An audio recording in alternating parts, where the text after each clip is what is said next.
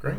Well, I ate about noon, about 12:15. I had 25 grams of liver,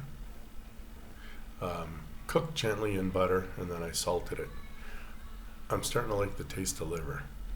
That's kind of weird, I think. Anyway, and then I made myself 2 slices of bacon, a 2 egg omelet, but I made it in a wrap. Um, Technically, it's not a tortilla, so I can't call it a burrito. And that had 1 egg, a tablespoon of almond flour, a tablespoon of cream, and about a tablespoon of butter. Probably could have gone with 2 tablespoons, but anyway. So anyway, I whipped that together, threw it in the microwave for a minute and a half, and then I put my bacon, and 2 slices of American cheese, and then my egg on top, and then I folded that over and ate it.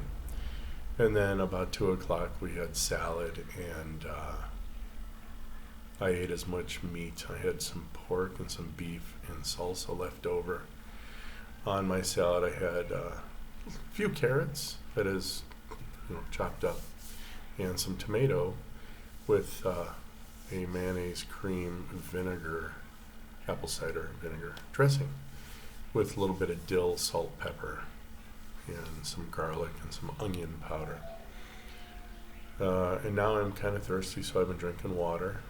I think the almond flour does that to me. It actually makes me thirsty. So I don't do almond flour often. It's like when I feel like having a pizza or something. I don't miss bread. I'm not missing pancakes.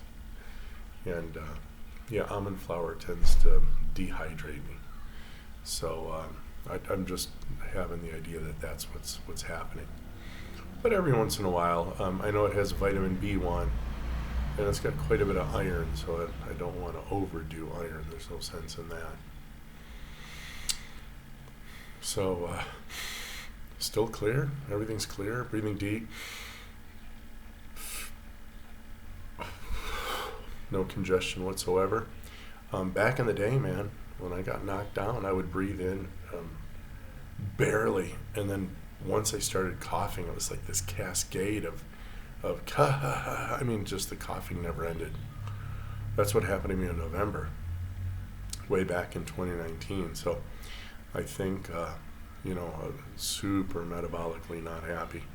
And just a real quick note, I'm learning a little more about terrain theory. See, germ theory says that the bacteria causes the illness or the infection.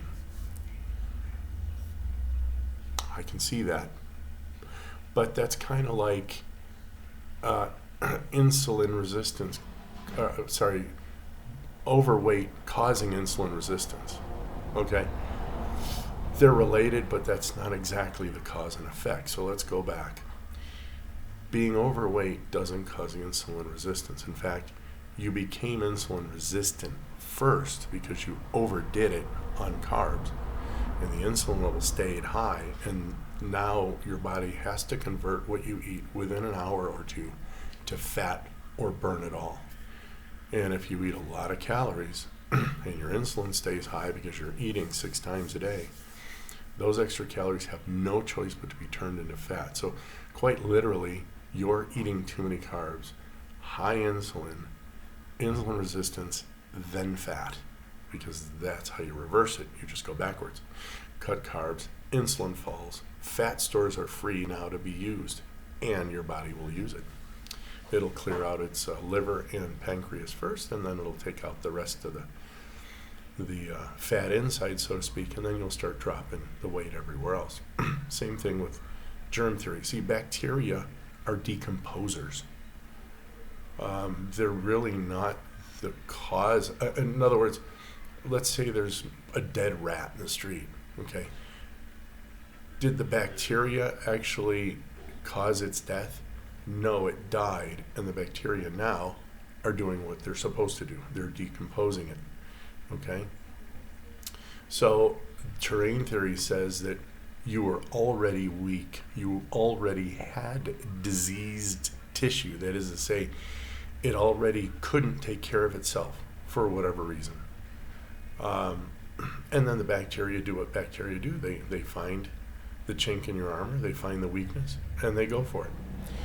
So, interesting, but you can't, try not to get into the correlation. Try to get into the cause and effect. All right, so anyway, we'll talk soon. All right, so that's why today I'm recovered. I'm doing better and better. And totally a lot of power. I walked probably 2 miles today. Fabulous. In the sun. Oh, felt great with my Superman shirt. Yeah. Yeah, and the S stands for super, not for hope. Whatever. All right, anyway, bye guys.